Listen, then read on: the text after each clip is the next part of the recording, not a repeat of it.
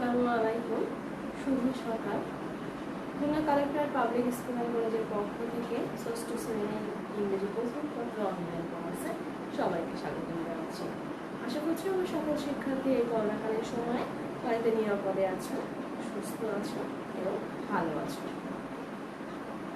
আজ আমি খুব গুরুত্বপূর্ণ একটা টপিক নিয়ে আলোচনা করব, যেটা আমাদের রিসেন্ট আমাদের এই 6th উইকে যে একটা অ্যাসাইনমেন্ট দিয়েছে, তোমরা জানো ইংলিশ ফার্স্ট পেপারের উপরে।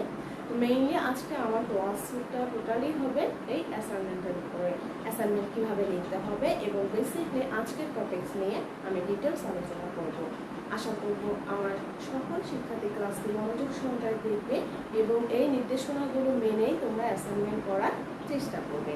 অনেকেই আমরা অ্যাসাইনমেন্ট জমা দিচ্ছ, আমি দেখছি, বাট অনেকেই দেখা গেছে যে আমরা সঠিকভাবে অ্যাসাইনমেন্টগুলো লিখতে পারছি না। এজন্য কি হবে, আমাদের শিখতে হবে যে কিভাবে আসলে সুন্দর গোছানোভাবে একটা অ্যাসাইনমেন্ট কমপ্লিট করতে যায়। তাহলে চলো আর কথা না বাড়িয়ে আজকে চলে যাচ্ছি আমাদের ক্লাসে অ্যাসাইনমেন্ট রাইটিং নিয়ে। শুরুতেই দেখো, তোমরা জানো যে আমাদের স্কুল থেকে তোমাদের একটা খাতার মতো করে দেওয়া হয় তোমাদের সুবিধার জন্য। তো একটা ফ্রন্ট পেজ থাকে, যেটাকে হচ্ছে কভার পেজ বলে। তো দেখো এই ফ্রন্ট পেজ আমার কাছে আছে, আমি ক্লাস নেওয়ার উদ্দেশ্য নিয়ে আমি ফ্রন্ট পেজটা কালেক্ট করেছি তোমাদের সুবিধার জন্য। দেখো এই ফ্রন্ট পেজটা হচ্ছে এইরকম। এই ফ্রন্ট পেজটাই কিন্তু আমরা অনেকেই সঠিকভাবে ফিল আপ করতে পারছি না। কিছু অংশ আমরা কি করছি, কিছু অংশ আমরা না জানার কারণে বা না বোঝার কারণে গ্যাপ রেখে দিচ্ছি। সো আমি আজকে যেটা করেছি যে আমার যে অ্যাসাইনমেন্টটা যাতে তোমাদের কোনো জায়গাটাই মানে ফাঁকা না রাখতে হয়, ফ্রন্ট পেজ তোমরা পুরোপুরি কাভার করতে পারো এবং কোন কোন অংশটি তোমার পূরণ করতে হবে আমি আজকে সেটি সুন্দরভাবে আমার সাবজেক্টে দেখিয়ে দিচ্ছি। এখানে দেখো অ্যাসাইনমেন্টে তোমাদের যে ফ্রন্ট পেজে সাবজেক্ট নামে একটা টপিকস আছে। অ্যাসাইনমেন্টে সাবজেক্ট নামে একটা পয়েন্ট আউট করা আছে। তো যেহেতু তোমাদের সাবজেক্টটা হচ্ছে ইংলিশ, তো ইংলিশে কিন্তু দুইটা পার্ট থাকে, একটা তোমরা জানো যে ফার্স্ট পেপার এবং আর একটা হচ্ছে সেকেন্ড পেপার।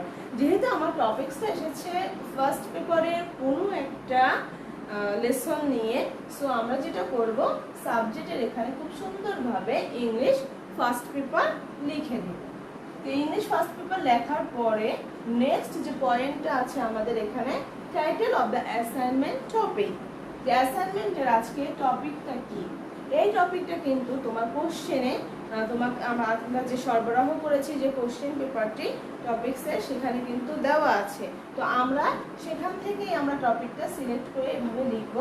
আমার এই সাবজেক্টের যে টপিকটা আমি সেটাই লিখে দিয়েছি যে কনগ্রাচুলেশনস ওয়েল ডান। এখানে কনগ্রাচুলেশনস এর পরে একটা এক্সক্লামেটরি সাইন হবে এবং ওয়েল ডানের পরে হচ্ছে একটা এক্সক্লামেটরি সাইন হবে। আমরা কিন্তু এখনো ফ্রন্ট পেজে আছি, এরপরে আমরা নেক্সট স্টেপ বাই স্টেপ আগাবো। এরপরে সাবমিটেড বাই। এই সাবমিটেড বাই তোমরা অনেকেই করছো, বাট যেটা হচ্ছে নিয়মটা আমি বলে দিই। এই যে নেমের ক্ষেত্রে শিক্ষার্থীর নাম ফুল নেম হবে, মানে হচ্ছে তুমি রেজিস্ট্রেশন করেছো যে নামে। আমরা অনেক সময় আমাদের নিকনেম ইউজ করি বা একটা মাত্র অংশ ইউজ করি। আমাদের নামের ম্যাক্সিমাম দেখা যায় এরকম দুইটা অংশ থাকে বা কারো কারো তিনটা বা বেশি থাকতেও পারে। তো আমরা যেটা হবে, আমার রেজিস্ট্রেশনে আমি যে নামটি ইউজ করেছি বা যে নামটি আমার সব জায়গায় আমার মানে বার্থ সার্টিফিকেট বলো বা আমি যখন রেজিস্ট্রেশন করেছো, তোমরা জানো যে বোর্ডে তোমাদের রেজিস্ট্রেশন করতে হয়, সেই নামটি তোমরা দিবে। কারণ নামটি যদি তুমি সঠিকভাবে লিখতে না পারো, এটা কিন্তু ব্যর্থতা তোমার। এর জন্য সব সময়ের জন্য তুমি ফুল নেম লিখবে। এরপরে আছে ক্লাসের কথা বলতে গেলে তোমরা যেহেতু ক্লাস 6 এর অ্যাসাইনমেন্ট নিয়ে আমি আলোচনা করছি, এজন্য আমি এখানে লিখে দিয়েছি ক্লাস 6। এরপরে রোল নাম্বার। এই রোল নাম্বারটা নিয়েও আমরা অনেকে কনফিউজড যে রোল নাম্বারটা আমরা কিভাবে লিখব। আমাদের এই প্রতিষ্ঠানে প্রত্যেকটা শিক্ষার্থীর একটা কোড নাম্বার আছে প্রত্যেকটা ক্লাসের জন্য। যেমন যখন আমি বলছি যে 6023, এই কোড নাম্বারটি দেখলে আমি কিন্তু সহজেই বুঝতে পারছি যে আমার এই শিক্ষার্থী হচ্ছে ক্লাস 6 এর স্টুডেন্ট। যদি কখনো খাতা মিক্স আপ হয়ে যায় অন্য কোনো ক্লাসের সঙ্গে, আমি এই রোলটা কিন্তু তোমাদের আইডেন্টিফিকেশন। বাট তুমি যদি শুধুমাত্র লেখো 23 বা 13 সাপোজ, এরকম কিছু তো সেক্ষেত্রে কিন্তু বোঝা যাবে না। তো অবশ্যই আমাদের রোল নাম্বারটা সঠিকভাবে কোড নাম্বার সহকারে লিখতে হবে। তো এখানে তোমাদের ছেলেদের বা মেয়েদের আলাদা কোনো কোড নাম্বার যদি থেকেও থাকে তোমরা সেটা সেভাবে ইউজ করবে। আমি একটি মেয়ের নাম ইউজ করেছি, বাট আমি জানি না মেয়েদের কোড নাম্বারটা এখানে কিভাবে দেওয়া আছে। তোমরা সঠিকভাবে তোমার রোল নাম্বারটা জেনে সঠিক কোড নাম্বার ব্যবহার করে এই জায়গাটা লিখবে। এরপর হচ্ছে সেকশন। তো সেকশন আছে আমাদের এখানে এ বি। তো তোমরা যে সেকশনের স্টুডেন্ট হবা সেই সেকশনের এখানে এভাবে লিখে দিবে।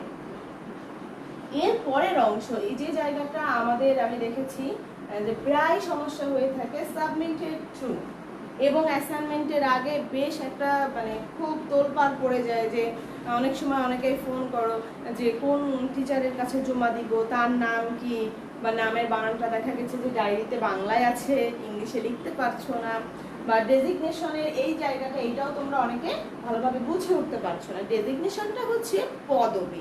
পদবি বলতে যেটা শিক্ষকদের ক্ষেত্রে মনে করো যারা আমাদের এখানে স্কুল এবং কলেজ দুটি সেকশন আছে, স্কুল সেকশনে হচ্ছে সহকারী শিক্ষক বা যারা একটু সিনিয়র তাদেরকে বলা হয় সিনিয়র সহকারী শিক্ষক, এটা দুইটা পোস্ট আছে। আর যখন কলেজ লেভেলের যে টিচারদের ক্ষেত্রে ইউজ করা হয়, তো আমাদের এখানে এখনো কলেজ সেকশনের যে প্রমোশনটা ওইটা এখন ওইভাবে না। আমাদের সবার ক্ষেত্রে তোমরা এখানে যেটা লিখবে, সব শিক্ষকের ক্ষেত্রে এখন সবাই লেকচারার পদে আছে, তো সবার ক্ষেত্রে তোমরা এখন লেকচারার লিখে নেবে। যদি কোনো কলেজের শিক্ষকের কাছে তোমার অ্যাসাইনমেন্টটা জমা দেওয়া থাকে সেক্ষেত্রে লেকচারার লিখে নেবে। এরপরে যখন হচ্ছে তাদের মানে পদবিটা চেঞ্জ হবে, যখন হচ্ছে তাদের প্রমোশন হবে বা নিয়ম আছে, তো সেক্ষেত্রে তখন কি হবে যে অ্যাসোসিয়েট প্রফেসর, অ্যাসিস্ট্যান্ট থেকে অ্যাসোসিয়েট, এরকম স্টেপ বাই স্টেপ প্রমোশন আছে। তো এটা হচ্ছে কথা, সেটা না। কথা হচ্ছে তুমি যে শিক্ষকের কাছে, শুধু যে তুমি ক্লাস 6 এ অ্যাসাইনমেন্ট করছো এটা কিন্তু এইটা না, এটা স্কুল লেভেলে করোনাকালীন সময় দেওয়া হচ্ছে, বাট অ্যাসাইনমেন্ট কিন্তু সাধারণত ইউনিভার্সিটি লেভেলে দেওয়া হয়। তো তুমি যদি বেসিকটা একদম সুন্দরভাবে শিখে নাও, তুমি যখন ইউনিভার্সিটি লেভেলে যাবে বা অন্য কোনো বিষয়ে তুমি অ্যাসাইনমেন্ট করবে, তখন কিন্তু তোমার একদম কনসেপ্টটা ক্লিয়ার থাকবে। তো তুমি যে শিক্ষক যে কোর্সই তোমার করার না কেন, যে লেভেলই হোক না কেন, সেই শিক্ষকের পদবিটা তোমরা সঠিকভাবে জেনে নিবে। না জানলে তোমরা সঠিকভাবে জেনে নিবে। যে অনেকে দেখা যায় ইচ্ছা মতো লিখে ফেলো বা ব্ল্যাঙ্ক রেখে দাও, যখন জমা দিতে আসো তখনও তোমরা জিজ্ঞেস করো, এগুলো করা যাবে না, সঠিকভাবে জেনে নিতে হবে। তো যেখানে দেখো আমি এখানে সাবমিটেড টু, যেহেতু এই অ্যাসাইনমেন্টটা তোমরা আমার কাছে জমা দিবে, এই জন্য তোমাদের সুবিধার্থে আমি আমার নাম এবং আমার ডেজিগনেশন লিখে রেখেছি। তো আমার টিচার্স নামের এখানে আমার নামটা লিখবে। দেখো আমি সঠিক, আমি ইংলিশে লিখে দিয়েছি আমিনা জান্নাত। এরপরে হচ্ছে ডেজিগনেশন, এবং দেখো আমি নামটা লিখেছি আমার দুইটা অংশের। আমি ফার্স্ট যে লেটারটা, ফার্স্ট অ্যালফাবেটটা আমি কিন্তু ক্যাপিটাল লেটারে দিয়েছি। কি দিয়েছি? ক্যাপিটাল লেটারে দিয়েছি। এবং দেখো এই যে সেকেন্ড অংশেরও কিন্তু ফার্স্ট যে অ্যালফাবেটটা আমি ক্যাপিটাল লেটারে দিয়েছি। এই ছোটখাটো বিষয়গুলো একটু আমরা খেয়াল করব। এরপর হচ্ছে ডেজিগনেশন। ডেজিগনেশন যেটা বললাম এতক্ষণ, যে পদবি। হ্যাঁ, পদবীর ক্ষেত্রে যেটা করবা তোমরা সিনিয়র অ্যাসিস্ট্যান্ট টিচার ইংলিশ। আমার যেহেতু পদবিটা আমি এখানে লিখে দিয়েছি যে সিনিয়র সহকারী শিক্ষক, এবং ব্র্যাকেটে আমার সাবজেক্টের নাম লিখে দিয়েছি। এরপরে তোমাদের ফ্রন্ট পেজে দুইটি অংশ বাকি থাকে একদম শেষের দিকে, date of submission, assessment by teacher. Assessment by teacher হচ্ছে শিক্ষকের দ্বারা মূল্যায়ন। এই জায়গাটা তোমার কোনো কিছু করার নেই, এটা শিক্ষক যখন তোমার অ্যাসাইনমেন্ট চেক করবে তখন তোমাকে একটা মন্তব্য এই ঘরে লিখে দেবেন। সো আমরা এই জায়গাটা ব্ল্যাঙ্ক রাখবো। এরপরে যেটা হচ্ছে ডেট অফ সাবমিশন, বাম সাইডে আছে,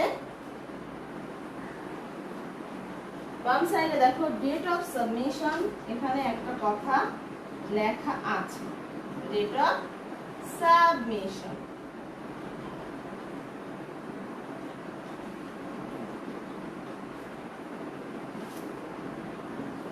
ডেট অফ সাবমিশনের ক্ষেত্রে যেটা হবে সেটা হচ্ছে তুমি এই মানে অ্যাসাইনমেন্টটি কোন তারিখে জমা দিচ্ছ। তোমরা খুব ভালোভাবেই জানো, প্রত্যেক উইকে তোমাদের বলে দেওয়া হয় একটা নির্দিষ্ট বার বলে দেওয়া হয় যে এইবার এই তারিখে আপনি জমা দিবেন। তো তোমরা নেক্সট অ্যাসাইনমেন্ট কবে জমা দিচ্ছ? নেক্সট স্যাটারডেতে। তো নেক্সট স্যাটারডেতে তোমার তারিখটা কত আছে তুমি সেটা ক্যালেন্ডার দেখে সেই তারিখটি এখানে লিখে আনবে। এটা কিন্তু তোমার জানা বিষয়, এই জায়গাটা কিন্তু টিচার মানে পূরণ করে দিবে না, সে কিন্তু দেখবে যে তুমি সবগুলো আইটেম টাস্ক করেছো কিনা, সবগুলো লিখেছো কিনা সুন্দরভাবে। তাহলে এখন থেকে তোমরা যে উইক অ্যাসাইনমেন্ট জমা দিবে, মানে হচ্ছে তোমরা এই যে 6th উইকের অ্যাসাইনমেন্ট শনিবার জমা দিবে, তো শনিবার কয় তারিখ পরে সেই তারিখটা তোমরা এখানে লিখে নিয়ে আসবে। সেম ওইতে প্রত্যেকটা অ্যাসাইনমেন্ট কিন্তু তোমরা জানো যে ওই তারিখে আমাকে জমা দিতে হবে, যেদিন তুমি জমা দিতে আসবে সেই দিনের তারিখটা এখানে লেখা থাকবে। তো এই হচ্ছে আমার ফ্রন্ট পেজ নিয়ে কথা। তো ফ্রন্ট পেজ নিয়ে আমার মনে হয় যারা এই ক্লাসটি দেখছো তারা অবশ্যই একটা ক্লিয়ার কনসেপ্ট পেয়েছো যে কিভাবে আমার ফ্রন্ট পেজটা ফিল আপ করতে হবে। এবার আমি চলে যাব অ্যাসাইনমেন্টের ভিতরের অংশে, মানে রাইটিংটা কিভাবে হবে।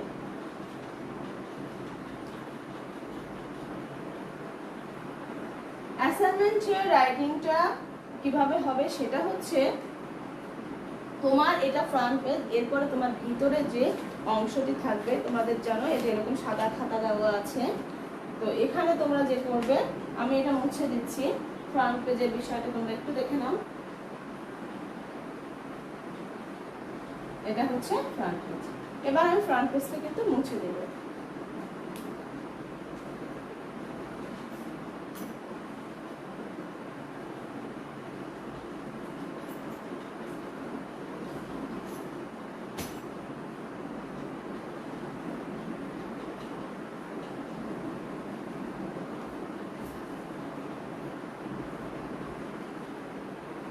দেখো আমি কিন্তু একটু টাইম দিচ্ছি তোমাদের ভালোভাবে দেখার জন্য।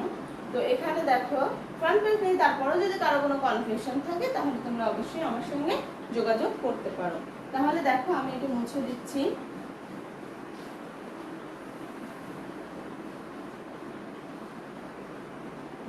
ফ্রন্ট পেজটা আমি মুছে দিলাম। এরপরে আমরা অনেকেই যেটা করি, আমরা সরাসরি অ্যাসাইনমেন্টের রাইটিং এ চলে যাই না, এর পরের যে পেজটি সেই পেজটিতে তুমি যেটা করবে সেটা হচ্ছে একটা সূচিপত্র লিখতে হবে। সেই সূচিপত্রটা ভিতরের যে অংশটা এখানে হচ্ছে সূচিপত্র লিখতে হবে। পুরোটা ইংলিশে করা যায়, আবার তোমরা বাংলাও লিখে দিতে পারো। তো যাই হোক, এটা হচ্ছে সূচিপত্র। সূচিপত্রে যেটা থাকবে, যে বিষয়টা থাকবে সেটা হচ্ছে এখানে দুইটা অংশ থাকবে, তিনটি অংশ থাকবে। দেখো সূচিপত্র কিরকম হয় আমরা কিন্তু সবাই জানি, কারণ আমরা যে কোনো বই পড়তে গেলে বইয়ের ফার্স্ট একদম কিন্তু কাভার পেজের পরে সূচিপত্র কিন্তু থাকে, ভিতরে আরো কয়েকটি পেজের পরে সূচিপত্র থাকে। তো সূচিপত্র আমরা জানি কিরকম থাকে। সূচিপত্র দেখলেই আমি একটা কনসেপ্ট ক্লিয়ার নিতে পারি, মানে কনসেপ্ট ধারণা নিতে পারি, একটা ক্লিয়ার কনসেপ্ট নিতে পারি যে হচ্ছে কিভাবে আমি আমার কোন টপিকসটা কোন পেজে আছে আমরা কিন্তু সহজে খুঁজে নিতে পারি। তো এই যে কনসেপ্টটা, এটা যেহেতু আমাদের সহজে পাওয়া যায় সেজন্য আমাদের নিয়ম আছে অ্যাসাইনমেন্টের ক্ষেত্রে একটা সূচিপত্র লিখতে হয়। সেটা কিরকম হবে একটু দেখো। সেটা হবে তোমার এখানে তুমি কর্মিক নম্বর দিবে, মনে করো এখানে হবে কর্মিক নম্বর। এরপরে এখানে হচ্ছে বিষয়বস্তু, হ্যাঁ কোন বিষয় নিয়ে তুমি লিখছো সেই বিষয়বস্তুর নাম বা শিরোনামও দিতে পারো, বিষয়বস্তুর নাম বা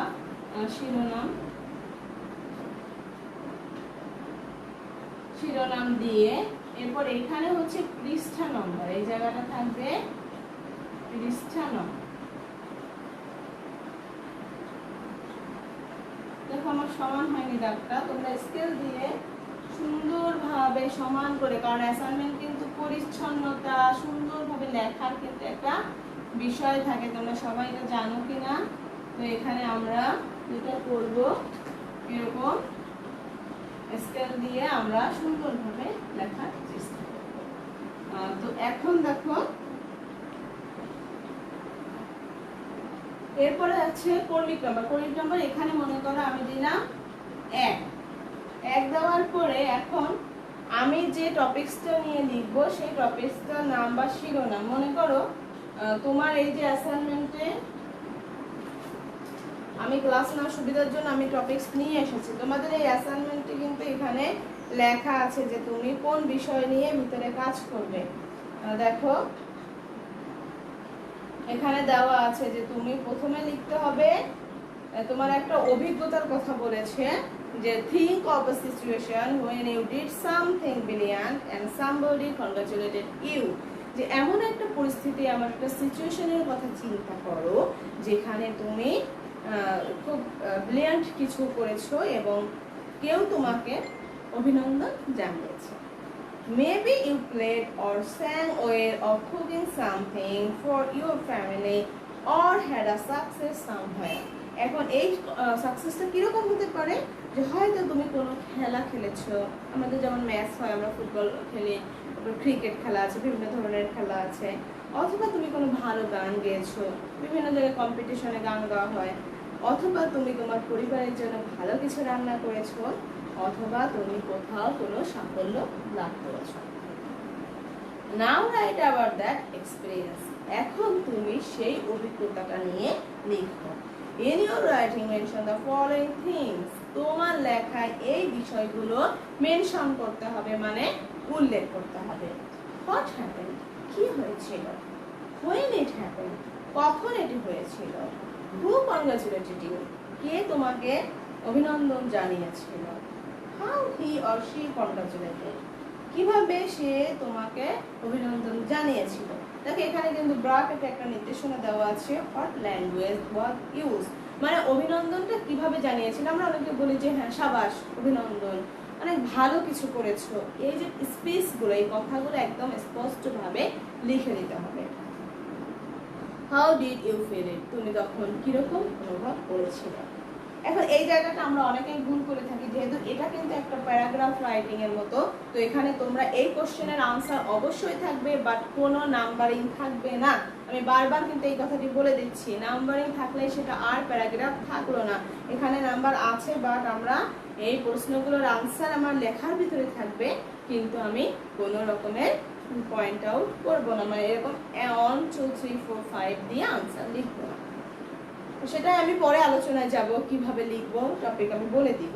তো এখানে যেটা হবে, বিষয়বস্তুর নাম বা শিরোনামের ক্ষেত্রে তুমি এখানে কোন বিষয় নিয়ে লিখছো, এবং তোমার এই প্রশ্নে কিন্তু একটা অর আছে, মানে অপশন দিয়েছে, তুমি এইটা সম্পর্ক লিখতে পারো, আমি যেটা এখন বললাম। আবার আরেকটা অপশন আছে, think of an unhappy situation when you are upset but somebody helped you overcome your bad time। যে এমন একটা খারাপ একটা সিচুয়েশনের কথা মনে করো যখন তুমি খুব আপসেট আছো, উদ্বিগ্ন আছো, but somebody help you overcome your bad time, কিন্তু কেউ তোমাকে ওই খারাপ সময়টা অতিক্রম করতে সাহায্য করছে। In your writing mention the following things. তোমার এই লেখার ভিতরে নিচের বিষয়বস্তুগুলো মেনশন করো। What was the occurrence? কি হয়েছিল? How did you feel? তুমি কি অনুভব করেছিলে? হু কনসোলড ইউ?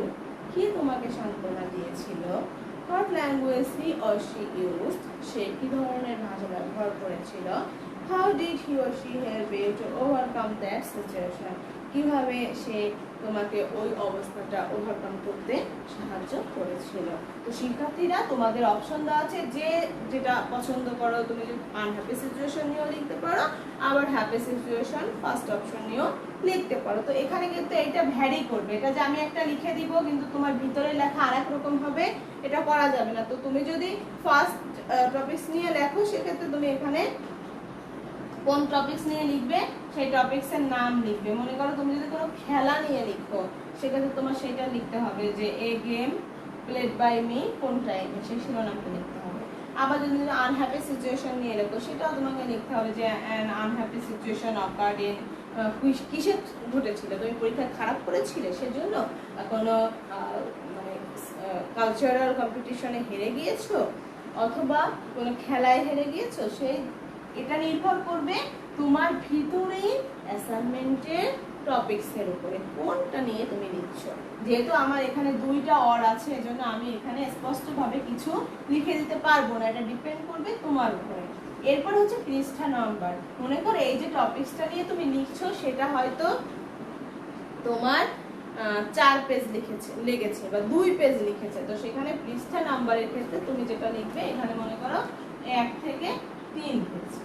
ওকে, 1 থেকে 3, তার মানে 1 থেকে 3 পেজের ভিতরে তোমার এই অ্যাসাইনমেন্টের এই টপিকস নিয়ে লেখাটা আছে। এটা তোমার উপর ডিপেন্ড করবে, তোমার লেখার উপর। তুমি যেভাবে লিখবে, তুমি জাস্ট তোমার এই অংশটা পরে লিখবে, পেজ নাম্বারটা পরে লিখবে, তোমার অ্যাসাইনমেন্ট লেখা হয়ে যাওয়ার পরে তুমি দেখবে। এবং প্রত্যেকটা পৃষ্ঠায়, এটা যেহেতু সূচিপত্রে পেজ নাম্বার দেওয়ার প্রয়োজন নেই, প্রত্যেকটা পৃষ্ঠায় তোমরা সুন্দরভাবে মার্জিন টেনে এবং প্রত্যেকটা পৃষ্ঠার কর্নারে তোমরা 1 2 3 এভাবে সিরিয়ালি তোমরা একদম এখানে কর্নারে তোমরা পেজ নাম্বারটা উল্লেখ করে দিবে। এই গেল। এরপরে যদি তোমার আরো বেশি বিষয়বস্তু নিয়ে লেখা থাকে তখন তুমি আবার 2 দিয়ে আর একটা টপিকস লিখে তুমি এভাবে তারও পেজ নাম্বার দিবে। যেহেতু তোমাদের এখানে মাত্র একটা টপিকসের উপর অ্যাসাইনমেন্ট লিখতে বলেছে, সো আমার মনে হয় না সে তোমার এই জায়গাটা বেশি বড় হবে। তো এটা কিন্তু শুধু আমার ইংলিশের ক্ষেত্রে, আমি ফুল অ্যাসাইনমেন্টের কিন্তু নিয়মাবলী তোমাদের বলে দিচ্ছি। তো এই গেল আমার সূচিপত্র। এবার আমি চলে যাব সরাসরি আমার মেইন টপিকসে, যেটা নিয়ে আমি অ্যাসাইনমেন্ট লিখব। এখন তোমরা যেটা করবে, তোমাকে আগে সিলেক্ট করতে হবে যে তুমি হ্যাপি সিচুয়েশন নিয়ে লিখবে না আনহ্যাপি সিচুয়েশন নিয়ে লিখবে। তো সেটা যখনই সিলেক্ট করা হয়ে যাবে, এরপরে কি করবে, আমি সব সময় তোমাদের বলি যে ইংরেজি হচ্ছে আমাদের মাতৃভাষা না, এটা আন্তর্জাতিক ভাষা। তোমরা যেটা করবে সবসময় বাংলায় চিন্তা করবে। মনে করো তুমি বাংলায় একটা অ্যাসাইনমেন্ট লিখছো, তো তুমি একটা মানে আগে মনে করো যে তুমি খেলায় কোনো কম্পিটিশনে জিতেছো, নাকি কোনো কালচারাল প্রোগ্রাম গান গেয়েছো, অথবা তুমি বাসায় কারোর জন্য কোনো নাস্তা বানিয়েছো বা কোনো খাবার রান্না করেছো। কোন বিষয়টা তোমাদের এখানেও কিন্তু 3টা বলা আছে অপশন। তো তুমি যেটা নিয়ে লিখবে, ছেলেরা ম্যাক্সিমাম ক্ষেত্রে খেলাধুলা পছন্দ করো, তো ছেলেরা তোমরা লিখতে পারো যে তুমি ফুটবল ম্যাচ নিয়ে লিখেছো বা কোনো ক্রিকেট কম্পিটিশন কোথাও হয়েছে। তো যেটা নিয়েই তুমি লেখো না কেন, আগে তোমার টপিক সিলেক্ট করতে হবে। তারপরে তুমি মনে করো সত্যি সত্যি তোমার লাইফে বাস্তব কোনো একটা কম্পিটিশনে তুমি করেছো, সেটাই তুমি বর্ণনা তোমার মতো করে দিবে। আমরা এটা দেখি খুবই মুখস্থ বিদ্যা, খুবই ইন্টারনেট থেকে সরাসরি নামিয়ে লেখা অথবা কোনো ফ্রেন্ডের কাছ থেকে হেল্প নিয়ে লেখা। একটা লেখা যখন টিচার পড়ে, সে কিন্তু দেখলেই বোঝে যে আমার এই শিক্ষার্থী নিজে থেকে লিখেছে তার মনের কথা, নাকি সে কোথাও থেকে কপি করেছে। আমরা দেখলে কিন্তু খুব ভালোভাবে বুঝি। তো আমি বলবো তোমরা একটু নিজের মতো করে লেখা শিখবে। সেক্ষেত্রে তুমি তোমার হেল্প নাও কারো কাছ থেকে, হেল্প তুমি নিতেই পারো। যে কোনো শব্দ তুমি পারছো না, কোনো বাক্যের তুমি ট্রান্সলেশন করতে পারছো না, সেক্ষেত্রে তো এখানে যেটা করা যাবে, তুমি যেটা করবে, আগে বাংলায় নিজের মতো করে একটা লেখা সাজিয়ে নেবে, তারপরে তুমি সেটার অল্প অল্প করে ট্রান্সলেশন করবে এবং তুমি প্রয়োজনে কারো হেল্প নিতে পারো, কালেকশন করিয়ে নিতে পারো তোমার বাসায়। এবার যেটা করতে হবে ওইটারই হচ্ছে, তুমি কিন্তু এখনো মেইন অ্যাসাইনমেন্টে আসোনি, তুমি একদম আমাদের এই খাতায় একটাই দেওয়া হয়, নষ্ট করে ফেলো অনেকে, আমি মাঝে মাঝে দেখি কেউ কেউ বলে যে খাতার সমস্যা হয়েছে। তো যাই হোক, খাতা কিন্তু আর বেশি দেওয়া হয় না। তুমি যেটা করবে একদম লাস্ট মোমেন্টে, তুমি যখন ট্রান্সলেশন করেছো, তোমার সব কারেকশনও করা ঠিক হয়ে গেছে, কোথাও কোনো সমস্যা আছে কিনা একদম যখন ওকে হয়ে যাবে, তখন তুমি একদম তোমার যে মেইন অ্যাসাইনমেন্টের যে খাতাটি আমাদের প্রতিষ্ঠান থেকে দেওয়া হয়েছে সেটার হাত দিয়ে সেখানে ফ্রেশভাবে নিরিবিলি সুন্দরভাবে সময় নিয়ে ধীরে সুস্থে পেন্সিল স্কেল যা যা ব্যবহার করা লাগে সুন্দরভাবে তুমি লিখবে। এই হচ্ছে আমাদের অ্যাসাইনমেন্টের কথা। এবার আমি চলে যাব আমাদের মূল যে টপিকস আজকে, যেটা হ্যাপি সিচুয়েশন এবং আরেকটা আছে আনহ্যাপি সিচুয়েশন। তো কেউ যদি হ্যাপি সিচুয়েশনের ম্যাচ নিয়ে লেখো কোনো, সেটা আমি একটু লিখে দিচ্ছি, একটা স্যাম্পল দেখাচ্ছি তোমাদের।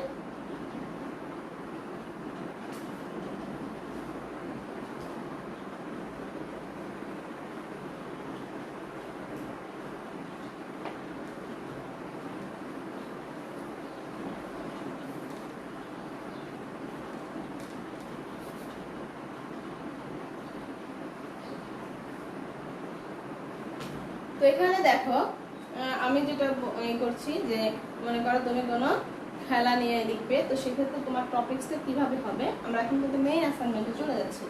তো এটা তোমার উপর ডিপেন্ড করবে যে তুমি কোন টপিকসটা সিলেক্ট করবে। তুমি মনে করো এখানে লিখলে experience of a football match that I played well. Of a football match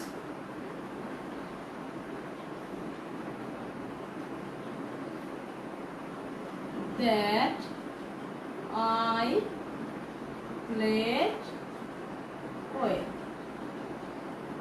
এটা সুন্দরভাবে, এটা হচ্ছে তোমার হেডিং, এটা হচ্ছে তোমার টপিক। এটা নিয়ে তুমি এখন লিখবে। এবার তুমি শুরুটা কিন্তু একটা খুব টার্নিং পয়েন্ট, যে কোনো রাইটিং এর ক্ষেত্রে শুরুটা এমন হতে হবে, একটু অ্যাট্রাকটিভ হতে হবে, শিক্ষকের চোখ পড়ে এরকম কিছু হতে হবে, অথেন্টিক কিছু, যে তুমি এইভাবে অনেকভাবে তুমি শুরু করতে পারো। একটু ড্রামেটিক্যালি শুরু করতে পারো, যে এখানে বলতে পারো যে আমার একটা এরকম মেমোরি আছে, যেটা হচ্ছে আমি এখনো ভুলতে পারি না, সেটা খুবই মেমোরেবল ছিল আমার কাছে। এরপরে হচ্ছে তুমি তোমার যেহেতু কিছু কোশ্চেন আমার কিন্তু দেওয়া আছে, এই কোশ্চেনের হেল্প নিয়ে আমি লিখবো। ওখানে তোমাকে আরো সহজ করে দিয়েছে কাজটা, যে কোন টাইমে হয়েছিল সেটা তুমি লিখবে। সামার ভ্যাকেশনে হতে পারে, উইন্টার সিজনে হতে পারে, যেটাই হোক না কেন সেটা একেবারে তুমি ডিটেলস লিখবে।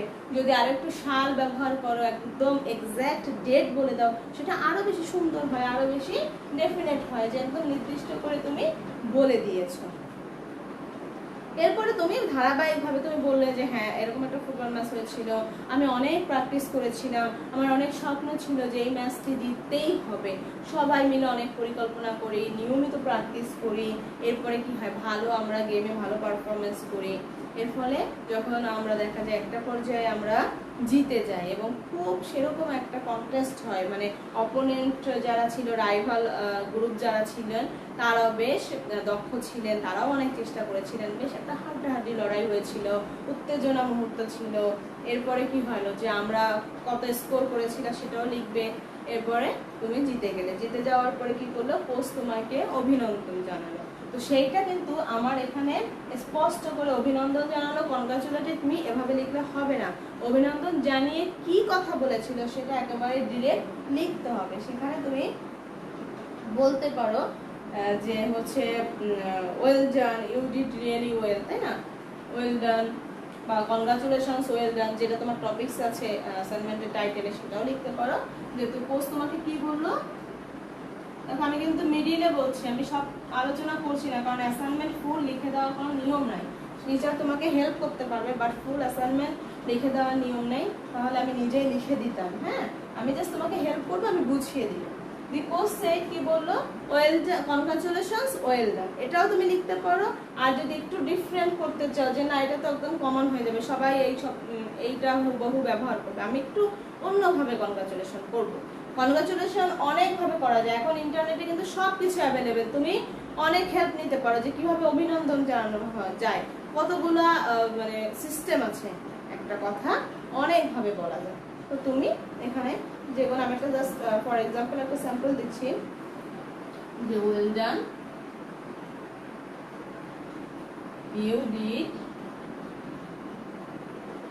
Really well. তখন কি বললো, আমরা জানি যে আমাদের যখন আমরা সরাসরি কোনো কথা বলি সেরকম ইনভার্টেড কমার মধ্যে দিয়ে বলতে হয়, এটা হচ্ছে ডিরেক্ট স্পিচ। যারা নারেশন করেছে, নারেশনের আইডিয়া আছে, তারা সহজে বুঝতে পারবে, এটাকে হচ্ছে ডিরেক্ট স্পিচ বলা হয়। তো এরকম অভিনন্দন, তুমি সত্যিই ভালো করেছিলে, এভাবে বলে তারপরে কি হলো, যখন কেউ তোমাকে প্রশংসা করে তখন কি হলো, শুধু প্রশংসা করেনি, সে আরো যোগ করেছে যে না আমি তোমাদের ম্যাচটি অনেক উপভোগ করেছি, অনেক ভালো একটি কন্টেস্ট হয়েছে, ভালো করেছো, তোমরা সর্বোচ্চ চেষ্টা করেছো, এবং আলটিমেটলি তোমরা জিতে গেছো। এই ধরনের কিছু কথাবার্তা বলে তুমি শেষ করে দিবে যে এটা আমার স্টিল মেমোরি, আমার ever fresh in my mind, এটা আমার হৃদয় এখনো জেগে, মানে এখনো ফ্রেশ আছে, সতেজ আছে, এটা কখনোই ভুলাম না, মাঝে মাঝে এটা আমার হৃদয়ে নাড়া দেয়, উক্তি দেয়, হ্যাঁ, পিপ ইনটু মাই মাইন্ড। তো তুমি যত সুন্দরভাবে, যত সাহিত্য ইউজ করে, যত হচ্ছে তুমি মানে সৌন্দর্য বৃদ্ধি করতে পারো, এটা তো আমরা কি করি, আমরা নিজেদের সৌন্দর্য বৃদ্ধি করার জন্য ভালো ড্রেস আপ করি, একটু সাজগোজ করি মেয়েরা, বা অর্নামেন্টস করি। তো এখানে তো কিন্তু তোমার খাতারও কিন্তু সৌন্দর্য বৃদ্ধি করা যায়, লেখাটা সুন্দরভাবে তোমার হচ্ছে মানে মার্জিনটা সুন্দরভাবে কাটতে হবে। সবাই কিন্তু সব খাতায় কিন্তু মার্জিন আছে অলমোস্ট, বাট এক একজনের কিন্তু এক এক রকম করে আছে। কোনো কোনো খাতায় এত অ্যাট্রাকটিভ, এত সুন্দর লাগছে দেখতে, তো এখানে তোমরা যেটা করবে, তোমরা লেখাটা সুন্দরভাবে লিখবে এবং ভালো ভালো শব্দ ব্যবহার করবে, সুন্দর সুন্দর ভোকাবুলারি আছে সেটা ইউজ করবে, সুন্দর সুন্দর ইডিয়ামস অ্যান্ড ফ্রেজ আছে যেটা তোমার লেখার মানটাকে অনেক বাড়িয়ে দিবে, স্ট্যান্ডার্ড করবে, অন্যদের থেকে আলাদাভাবে তুমি নিজেকে উপস্থাপন করবে। এবং কিছু কথাবার্তা যেটা বই পুস্তকে নেই, যেটা তোমার মন থেকে একদম ভিতর থেকে বেরিয়ে আসছে। আমার মনে আছে এখন ক্লাস 8-এর স্টুডেন্ট ঈশা জামান নামে একটা স্টুডেন্ট আছে, তো ওর খাতাটা আমি একবার পড়েছিলাম অ্যাসাইনমেন্টে, মানে আমার ওই খাতাটা আমি অনেকবার পড়েছি, আমার এত ভালো লেগেছে। তো কিছু কিছু তোমরা অনেক স্টুডেন্ট আছো যারা আসলেই চিন্তা করে, একটু সৃজনশীলতা প্রকাশ করার চেষ্টা করো। তো এই হচ্ছে যদি কেউ তোমরা এইভাবে লিখতে চাও। আর যদি কেউ লেখো যে না আমি হচ্ছে গান কম্পিটিশন, মানে একটা গানের কম্পিটিশনে জিতেছি, সেখানে তুমি লিখবে experience of cultural competition that I participated. এটা তোমার উপর ডিপেন্ড করে যে তুমি কোনটা নিয়ে লিখছো। আর যদি কেউ আনহ্যাপি সিচুয়েশন নিয়ে লেখো, সেটাও তোমার টপিকসটা এভাবে সিলেক্ট করে দিতে হবে যে তুমি কোন আনহ্যাপি সিচুয়েশন নিয়ে লিখছো। সেক্ষেত্রে তুমি বলতে পারো যে তুমি কোনো এরকম যখন খেলায় কম্পিটিশনে তুমি হেরে গিয়েছো, অথবা কোনো কালচারাল কম্পিটিশনে এরকম কিছু, বা এমন কোনো কাজ করেছো যে সবাই তোমাকে এরকমই হয় যেখানে তুমি হেরে গিয়েছো বা তোমার মনটা খারাপ। তো এরকম ভাবে টপিকটা সিলেক্ট করে তুমি সেভাবেই লিখবে, এটা তোমার উপর ডিপেন্ড করবে। এজন্য তোমরা আগে টপিকটা সিলেক্ট করে নাও যে কোন টপিকস নিয়ে লিখলে তুমি বেশি লিখতে পারবে, বেশি সুন্দরভাবে শেষ করতে পারবে। তো এই হচ্ছে আমাদের অ্যাসাইনমেন্ট। এবং লাস্ট পেজে যেটা করতে হয়, একদম আলাদা আরেকটা পেজে যখন তোমার অ্যাসাইনমেন্ট ফুল শেষ হয়ে যায়, মনে করো 3 পৃষ্ঠা হয়েছে, কারো 2 পৃষ্ঠা হয়েছে, যাই হোক, এরপর একদম লাস্ট আরেকটা পেজে তুমি চলে যাবে, একদম নতুন একটা পেজ নিবে, অন্য পেজে না, নতুন একটা লাস্ট পেজে যেটা করবে,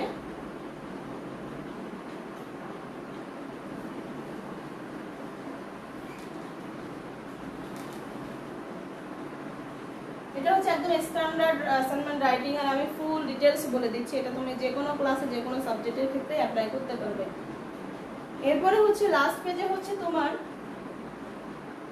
এখানে হচ্ছে তুমি কোথা থেকে সাহায্য নিয়েছো। হ্যাঁ, এখানে হচ্ছে তুমি কোন কোন জায়গা থেকে তুমি সাহায্য নিয়েছো, এখানে এটা অনেক নামে লেখা, যেটা রেফারেন্স লেখা যায়, বিবলিওগ্রাফি লেখা যায়, অনেকগুলো নামে এটা করা যায়। তো রেফারেন্স হচ্ছে কোন কোন জায়গা থেকে তুমি তথ্য নিয়েছো।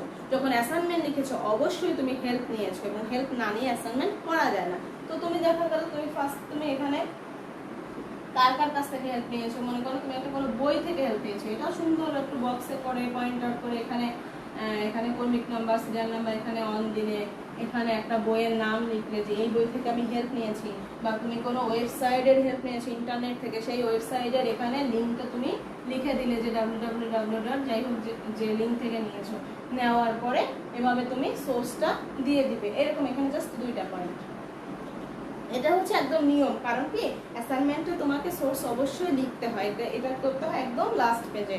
মানে তোমার অ্যাসাইনমেন্ট যখন শেষ হয়ে যাবে, মনে করো ওই পেজে কিছুটা স্পেস আছে, জায়গা আছে, কিন্তু তারপরে তুমি লিখবে না, কারণ তুমি নতুন একটা আইটেম নিয়ে লিখছো। তো রেফারেন্স এভাবে তোমরা দিয়ে দেবে, এভাবেই হয়ে গেল সুন্দর একটা অ্যাসাইনমেন্ট। কেউ বাইন্ডিং করতে পারো সাইডে। হ্যাঁ, তো এটা হচ্ছে যে যেভাবেই করো না কেন একটু সুন্দরভাবে উপস্থাপনা করার চেষ্টা করবে। তো প্রিয় শিক্ষার্থীরা, আমার মনে হয় যে এই ক্লাসে তোমাদের খুব কাজে দিবে। শুধু আমার সাবজেক্ট বলে কোনো কথা না, আমি টোটাল অ্যাসাইনমেন্টের নিয়মগুলো বলে দিয়েছি, এবং আজকের টপিকস নিয়ে তো অবশ্যই আলোচনা করেছি। তো তোমরা সবাই ক্লাসটি দেখবে। এরপরও যদি কারো অ্যাসাইনমেন্ট নিয়ে আমার সাবজেক্টে কোনো রকমের সমস্যা হয়, অবশ্যই আমার সাথে কন্ট্যাক্ট করবে। প্রিয় শিক্ষার্থীরা, আজকে আমি কোনো হোমওয়ার্ক দিব না, কারণ অলরেডি তোমাদের হোমওয়ার্ক আছে, অ্যাসাইনমেন্ট আছে। তো তোমরা সবাই সুন্দরভাবে অ্যাসাইনমেন্ট লিখে জমা দাও। সবাই ভালো থেকো, সুস্থ থেকো। আল্লাহ হাফেজ।